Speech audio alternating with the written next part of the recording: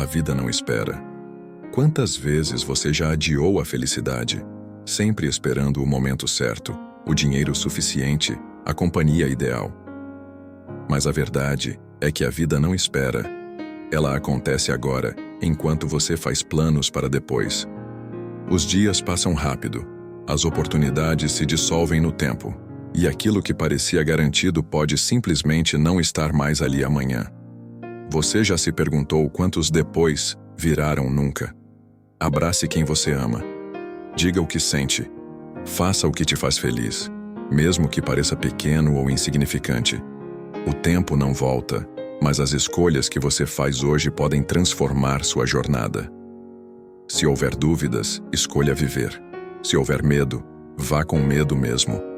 Porque no fim, o que mais pesa não são os erros cometidos, mas os momentos que deixamos de viver.